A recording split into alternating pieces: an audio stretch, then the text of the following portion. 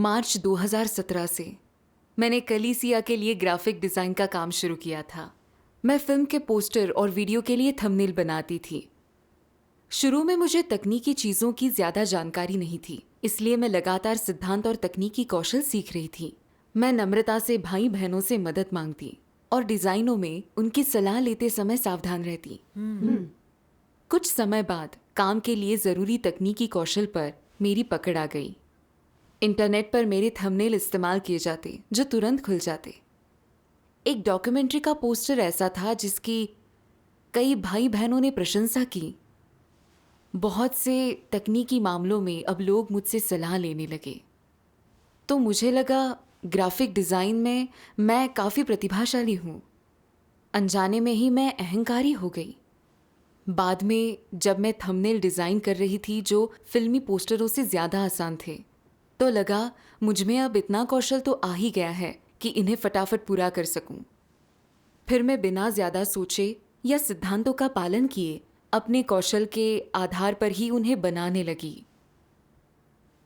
इस रवैये के चलते मुझे बताया गया कि डिज़ाइन की चमक और रंग दोनों थीम से मेल नहीं खाते। मैंने न ध्यान दिया न उनकी बात को स्वीकारा। सोचा, तुम्हारी कोई पसंद है या नहीं, इसे कहते हैं शानदार क्रिएटिविटी। मैंने यह सब सोच लिया है और कोई दिक्कत नहीं है। तुम्हारे सुझाव नासमझी की देन है। मैं अपनी बात पर अड़ी रही, बल्कि मुझे तो गुस्सा भी आ गया। मैंने कोई बदलाव नहीं किए। नतीजतन डिज़ाइन के मसलों को लेकर मेरे कुछ थंबनेल अस्वीकार कर दिए। बाद में मैंने सुना कि एक बहन मेरे आगे बेबस महसूस करती है और मुझे सुझाव देने से डरती है। सुनकर मुझे बहुत बुरा लगा, लेकिन जो कुछ हुआ उस पर मैंने कोई आत्ममंथन नहीं किया। जल्दी ही मैंने एक और फिल्मी पोस्टर के डिज़ाइन पर काम किया।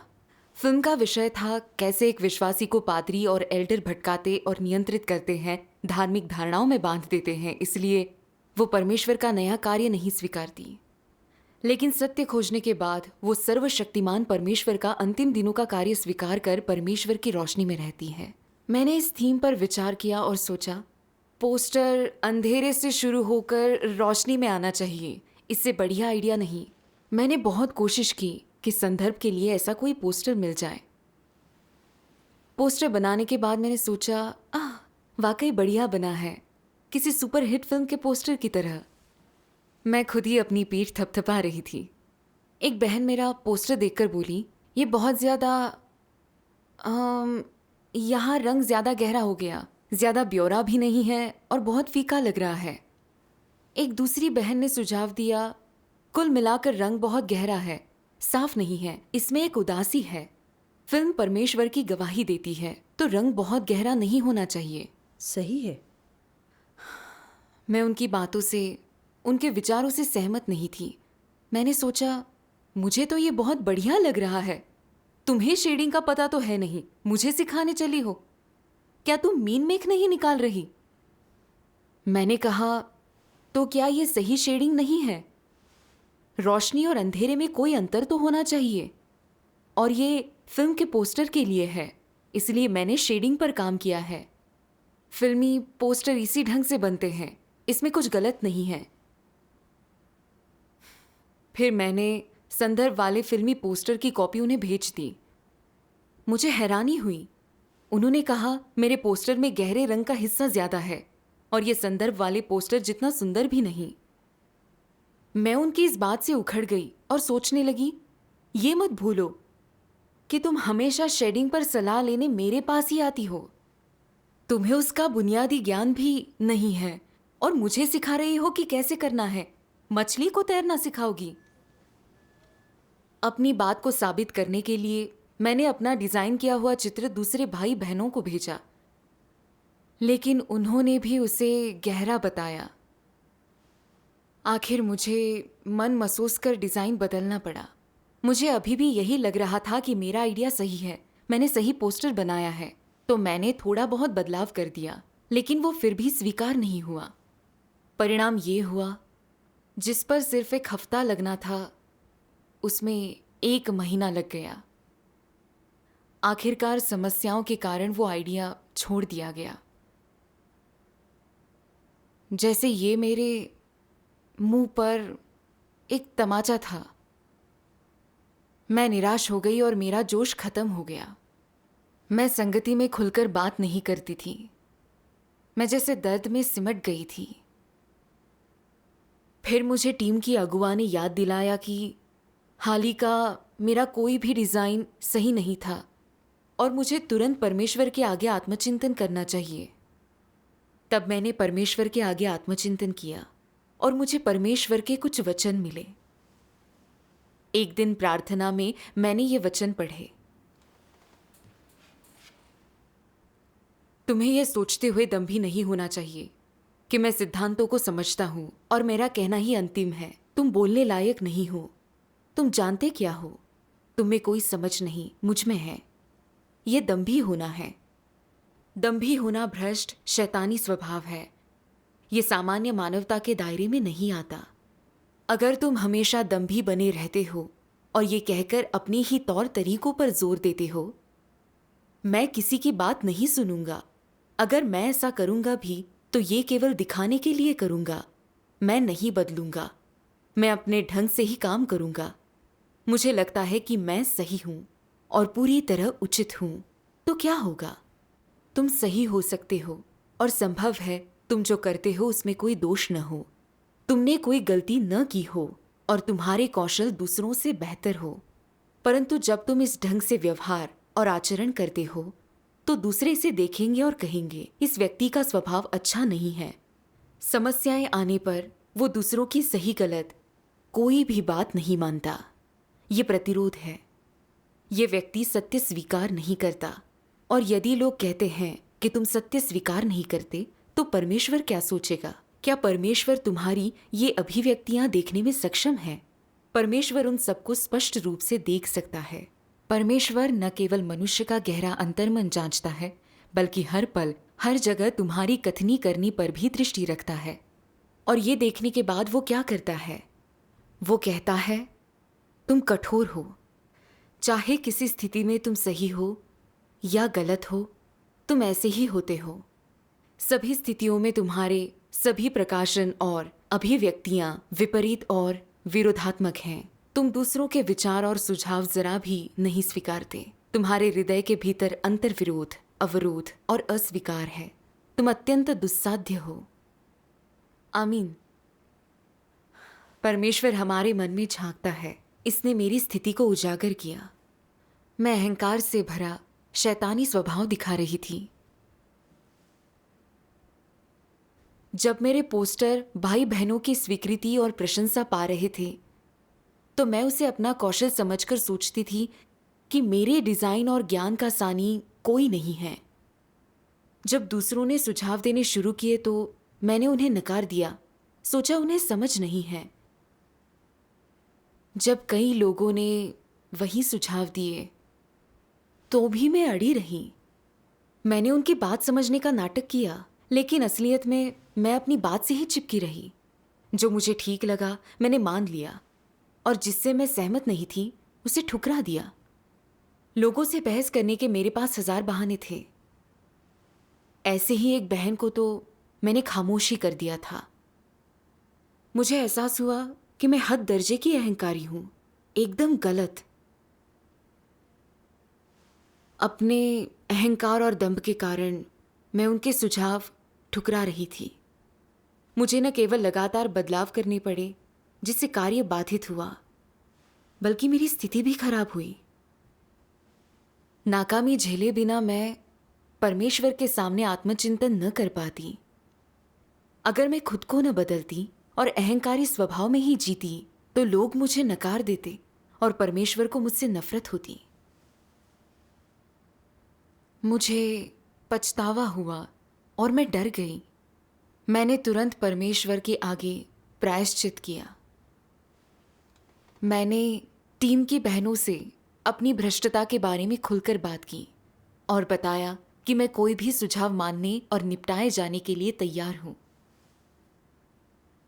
उसके बाद भाई बहनों ने ढेरों सुझाव देने शुरू कर दिए।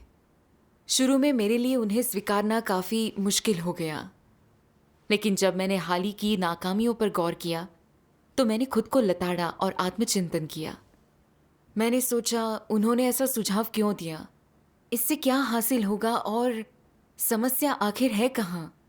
फिर मैंने सिद्धांतों के आधार पर सोचा। इस नए नज़रिए से दूसरों के सुझाव समझना और स्वीकारना आसान हुआ और मेरे बदलावों को लोग बेहतर ढंग से लेने लगे। मैंने जाना कि सत्य का अभ्यास अच्छा है, लेकिन मेरे अहंकार ने मेरे अंदर पैठ बना ली थी, इसलिए नाकामी के एक अनुभव से इसे उखाड़कर फेंक न पाई। कुछ समय बाद मेरे अहंकार ने फिर सिर उठा लिया। एक बार मैंने सभी कलीसिया भजनों के लिए एक थंबनेल डिज़ाइन किया। मैंने सोचा सभी भाई बहन परमेश्वर के कार्य का अनुभव करके उसकी स्तुति कर रहे हैं, तो ये बड़ा ही स्नेहपूर्ण, प्रेमपूर्ण और सुंदर एहसास होना चाहिए। मैंने रंगों का जो सिद्धांत सीखा था उसके अनुसार बैंगनी रंग ऐसी ही भावना को व्यक्त करता है, इसका अर्थ भी गरिमापूर्ण होता है। मुझे लगा बैंगनी रंग को मूल रंग की तरह इस्तेमाल करना गलत नहीं होगा। मैंने प्रोजेक्ट पूरा किया तो कुछ भाई बहन बोले कि उन्हें मेरा आइडिया पसंद आया, रंगों का मेल सुंदर है। मैं अपने काम से खुश हो गई और सोचा, मुझ में काबिलियत और डिज़ाइन की योग्यता तो है। मुझे हैरानी तब हुई जब एक नई बहन ने ये कहते हुए डिज़ाइन के लिए मुझे सुझाव भेजे। कलीसिया भजन सभा में आने वालों के सच्चे अनुभव हैं, सबक हैं जो उन्होंने सीखे हैं। बैंगनी रंग एकदम सपने जैसा लगता है, जो ठीक नहीं है। ये आंखों में चुभता है, मुझे लगता है इसे बदलना चाहिए। मैंने सुझाव पढ़ तो लिया, लेकिन मन में प्रतिरोध था। मैंने सोचा, बहुत सी प्रशिक्षण सामग्री में बैंगनी रंग को प्रेमपूर्ण भावनाओं का प्रतीक बताया गया है। फिर बहुत से डिज़ाइन ऐसे हैं जिनमें बैंगनी रंग का प्रयोग किया है। तुम क्यों कहती हो कि ये आंखों में चुभता है? और फिर तुम्हारी तो अभी शुरुआत ही है, तुमने शायद ही कुछ डिज़ाइन किया हो और मुझे सुझाव दे रही हो। तुम्हें अपनी हद का पता नहीं। लेकिन उसकी बात का पूरी तरह से खंडन करना भी ठीक नहीं लग रहा था। बात टालने के लिए मैंने कहा कि मैं औरों से भी सुझाव लूंगी, लेकिन उसके बाद मैंने किसी की भी राय नहीं ली। मैंने उसकी उपेक्षा कर दी। एक दूसरी बहन ने भी मुझे वही सुझाव देते हुए कहा कि रंग बहुत ही मायूसी वाला है, मुझे इसे बदल देना चाहिए। तभी मुझे टीम की अगुआ ने समझाया कि मुझे इतना अड़ियल होने के बजाय सुझाव मान लेने चाहिए। अपनी बात से चिपके रहने के बजाय मैंने कुछ बदलाव किए, लेकिन मैं वो बैंगनी डिज़ाइन छोड़ना नहीं चाहती थी। मैंने सोचा, बैंगनी रंग इतना बुरा भी नहीं है। कुछ लोगों को बैंगनी रंग पसंद आया, तो मैं इसे क्यों बदलूं? इस ढंग से सोचने पर मुझे बदलाव करने में तकलीफ हो रही थी। कई कोशिशें की, लेकिन कुछ जमा नहीं। एक बदलाव करते वक्त मुझसे थोड़ी गलती हो गई। घंटों लगाकर भी मैं उसे ठीक नहीं कर पाई। मैं बहुत मायूस और बेचैन हो गई और सब कुछ छोड़ देना चाहती थी। सोचने लगी किस तरह मैंने उस एक चित्र के संशोधन में पूरा महीना लगा दिया था और लोगों ने कितने सारे सुझाव दे डाले थे। फिर भी अब तक पूरा नहीं हुआ। काम रुका सो अलग। मैं परेशान हो गई। मुझे याद आया मैंने अहंकार के कारण काम को कैसे अटका दिया था और सुझाव नकार दिए थे। मैं अब भी अहंकारी होकर सुझाव नकार रही थी। क्या ये वही पुरानी समस्या नहीं थी? मैंने तुरंत परमेश्वर से प्रार्थना की, हे परमेश्वर, मेरा अहंकारी स्वभाव वाकई मुसीबत है। मैं इस स्थिति में आज्ञा पालन नहीं कर सकती। मुझे प्रबुद्ध करो और राह दिखाओ ताकि तुम्हारी इच्छा को समझूं, खुद को जानकर इस स्थिति से उबर सकूं। हाँ।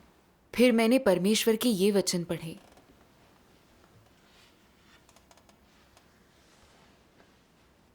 अहंकार मनुष्य के भ्रष्ट स्वभाव की जड़ है। जितना ज्यादा अहंकार, उतना ही परमेश्वर का प्रतिरोध। ये समस्या कितनी गंभीर है। अहंकारी लोग सभी को नीची दृष्टि से देखते हैं। इससे भी बुरा है कि वे परमेश्वर को भी खुद से नीचे मानते हैं। भले ही लोग परमेश्वर में विश्वास करते और उसका अनुसरण करते दिखाई दे, लेकिन वे उसे परमेश्वर नहीं मानते।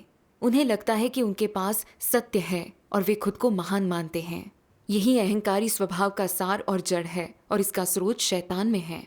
इसलिए अहंकार की समस्या का समाधान अनिवार्य है। दूसरों को नीचा समझना तुच्छता है। मुख्य समस्या है व्यक्ति के अहंकारी स्वभाव का उसे परमेश्वर और उसके शासन का पालन करने से रोकना। ऐसे लोग सत्ता के लिए परमेश्वर से होड़ करते हैं। ऐसे व्यक्ति परमेश्वर में तनिक भी श्रद्धा नहीं रखते। परमेश्वर से प्रेम करना, उसकी आज्ञा मानने की तो बात छोड़ो।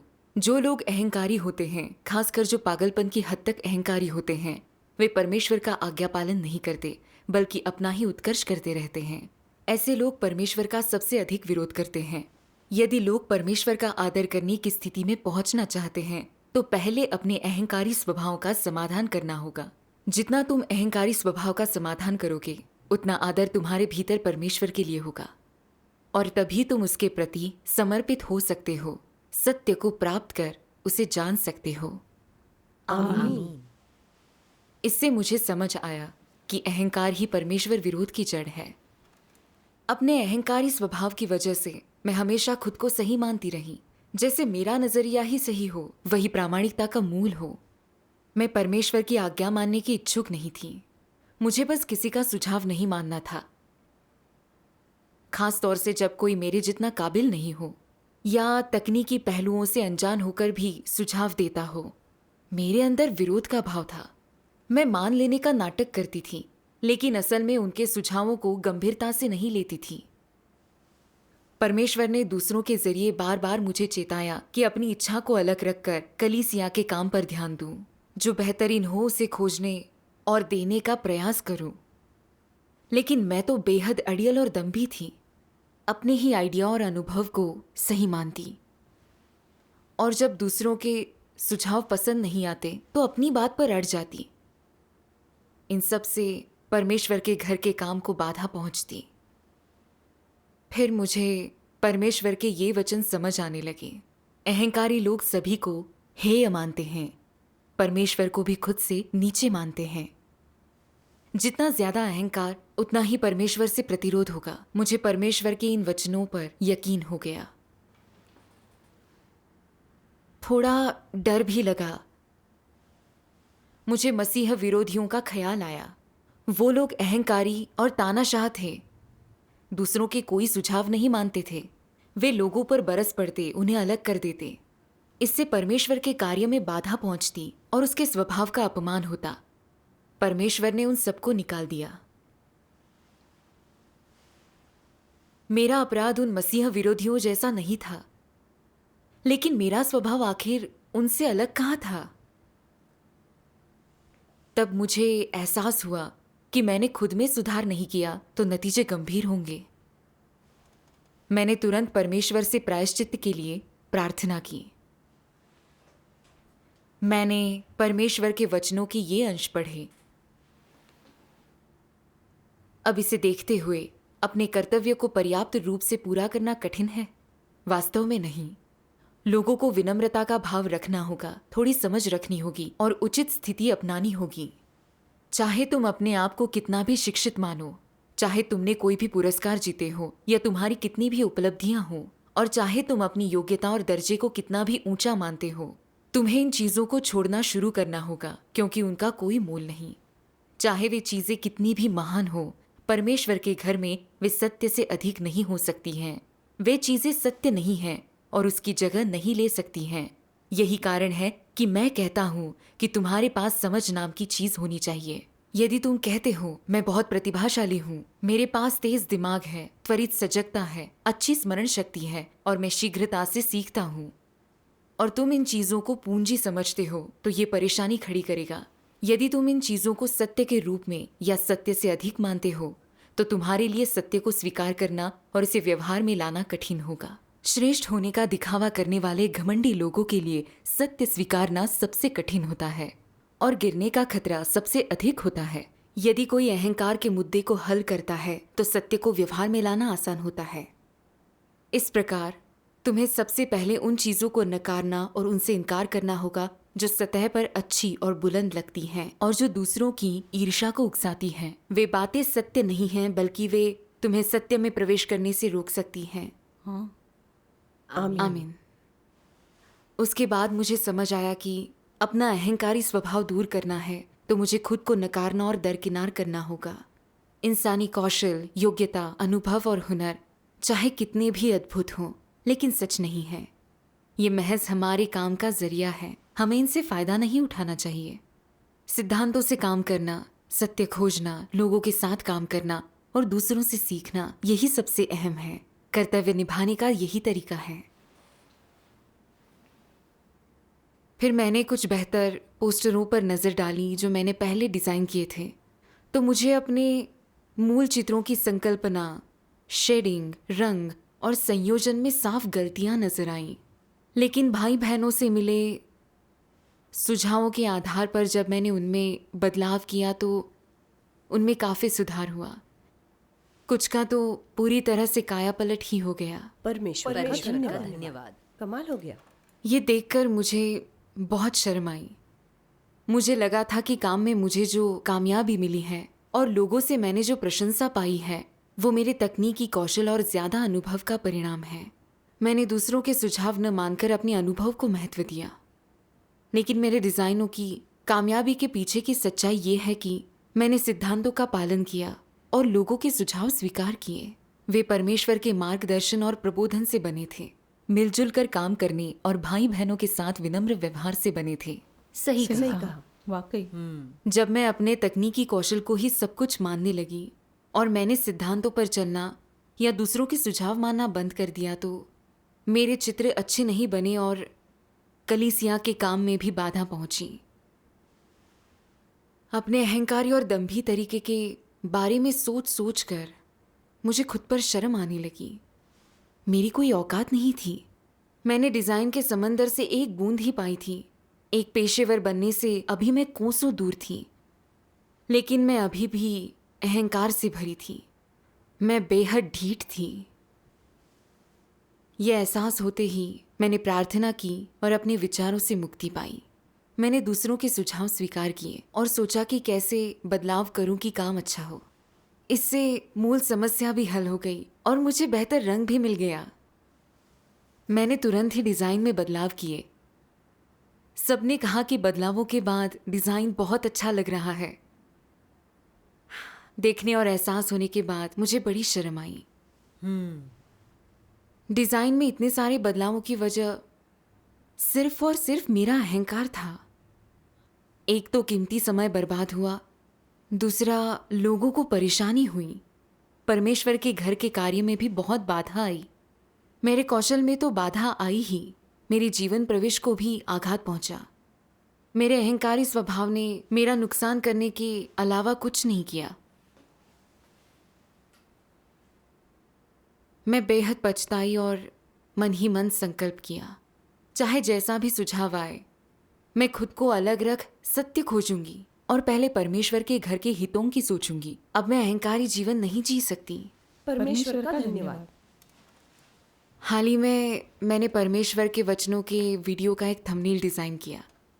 जब मैंने उसका पहला ड्राफ्ट भाई बहनों को दिखाया तो वे बोले कि इसका ग्लोब चित्र काफ़ी बड़ा और बीच में फंसा हुआ लग रहा है, जिससे चित्र में खुलापन नहीं दिख रहा। उन्होंने मुझे संदर्भ के लिए कुछ चित्र भेजे ताकि सुधार किया जा सके। मैंने सोचा सही प्रभाव के लिए ग्लोब का आकार इतना ही बड़ा होना चाहिए।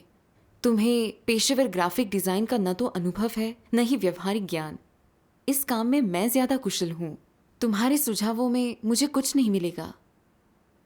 मैंने उनके सुझावों पर एक सरसरी नज़र डाली और अपनी राय पर ही टिकी रही। उस वक्त मुझे एहसास हुआ कि मेरा अहंकार फिर सिर उठा रहा है। मैंने शांति से न तो सुझावों पर विचार किया न ही अंतिम परिणाम पर। मैंने जो आलोचना की वो परमेश्वर की इच्छा के विपरीत थी। मैंने तुरंत मन ही मन परमेश्वर से प्रार्थना की ताकि मैं सत्य का अभ्यास कर दैहिक इच्छाएं त्याग सकूं। फिर मैंने परमेश्वर के वचनों के ये अंश पढ़े पहले विनम्र हो जाओ। जिसे तुम सही समझते हो उसे छोड़ो और हर किसी को संगति करने दो। भले तुम अपने तरीकों को सही मानो, लेकिन उस पर जोर मत दो। ये एक तरह की प्रगति है। ये सत्य की खोज करने, स्वयं को नकारने और परमेश्वर की इच्छा पूरी करने की प्रवृत्ति को दर्शाता है। जैसे तुम्हारे भीतर ये प्रवृत्ति पैदा होती है, उस समय तुम अपनी राय छोड़ प्रार्थना करते हो। चूंकि तुम सही और गलत का भेद नहीं जानते, तुम परमेश्वर को बताने का अवसर देते हो कि सबसे उचित कर्म क्या है। जैसे जैसे संगति में हर कोई शामिल होता है, पवित्र आत्मा प्रबुद्धता प्रदान करता है। परमेश्वर के प्रबोधन की एक प्रक्रिया है जो कभी तुम्हारे रवैये पर निर्भर करती है। यदि तुम्हारा रवैया कठोर स्वाग्रह का है, तो परमेश्वर तुम पर अपना दरवाजा बंद कर तुम्हें उजागर करेगा और तुम्हारा दीवार से टकराना सुनिश्चित करेगा। यदि तुम्हारा रवैया सही है, अड़ियल, दंभी, मनमाना नहीं है, बल्कि सत्य की खोज और स्वीकार करने का रवैया है, तो समूह के साथ संगति पर और पवित्र आत्मा द्वारा तुम्हारे बीच कार्य आरंभ करने पर संभवतः वो तुम्हें किसी के वचनों के माध्यम से समझ की ओर ले जाएगा। सही है। आमीन। उसके बाद मैं समझ गई कि मेरे काम के दौरान दूसरों के सुझाव परमेश्वर की इच्छा से ही आते हैं। वो हर सोच और कर्म पर नजर रखता है। इसलिए मुझे सत्य पर अमल कर परमेश्वर की जांच स्वीकारनी चाहिए। मामले को ठीक से समझे बिना मुझे लोगों की कार्य कुशलता की आलोचना नहीं करनी चाहिए। भले ही मेरा ज्ञान ज्यादा हो, मेरा आइडिया कितना भी अच्छा हो, लेकिन मुझे अहंकार को दबाकर, अपने विचारों को किनारे कर, सत्य के सिद्धांतों को खोजकर वही करना चाहिए जो सबसे प्रभावी हो। भले ही अंत में मैं ही सही निकलूं, लेकिन कम से कम परमेश्वर की अपेक्षा के अनुसार सत्य का अभ्यास तो कर पाऊंगी। यही अहम बात है। बिल्कुल। परमेश्वर को मेरे शत्रुतापूर्ण शैतानी स्वभाव से घृणा थी। मेरा अहंकार प्रदर्शन गलती करने से भी बदतर था। मैंने सोचा कि किस तरह मेरे अहंकार ने परमेश्वर के घर के कार्यों में रुकावट डाली थी और यही मुझे बुरा लगा। मुझे अड़ियल नहीं होना चाहिए था। मुझे शांति से सुझाव मानकर डिजाइन को बेहतर बनाना चाहिए था। फिर मैंने दूसरों के सुझावों को गंभीरता से लेना शुरू कर दिया और संदर्भ के लिए मुझे एक ऐसा चित्र मिला जिससे मैं सीख सकती थी। इस बार मैंने टीम के सदस्यों से चर्चा की। सबने कहा कि सुझाव के मुताबिक बदलाव करना चाहिए। मैंने डिज़ाइन के साथ कुछ चीज़ों पर फिर से काम किया जो तुरंत पूरा हो गया। मुझे ऐसा लगा कि सब परमेश्वर के प्रबोधन और मार्गदर्शन से हुआ है। सही है। आमीन। हालांकि कुछ और सुझाव भी आए। उन्हें मैंने ठीक से देखा और कोई विरोध नहीं किया। परमेश्वर की गवाही देने के लिए ज़रूरत के मुताबिक बदलाव करने में मैं खुश थी। कुछ पुनरीक्षण के बाद सबने डिज़ाइन की तारीफ की और कोई सुझाव नहीं दिया। इस तरह से कर्तव्य का निर्वहन करके मुझे बहुत अच्छा लगा। हाँ। अनुशासित होकर और परमेश्वर के वचनों को पढ़कर मैं समझ गई और अपने शैतानी स्वभाव से नफरत करने लगी। मैंने जाना कि सत्य को खोजना और स्वीकारना कितना ज़रूरी है। बिल्कुल। आमीन। परमेश्वर का धन्यवाद। अब मैं पहले जितनी अहंकारी नहीं रही, दूसरों के सुझाव भी स्वीकारती हूँ। मेरे इस बदलाव का सारा श्रेय परमेश्वर के न्याय, ताड़ना और अनुशासन को जाता है। परमेश्वर का धन्यवाद। धन्यवाद। अहंकार को मिटाना सहयोग का मुख्य आधार है। हाँ। आपका अनुभव वास्तविक है। परमेश्वर की जय हो।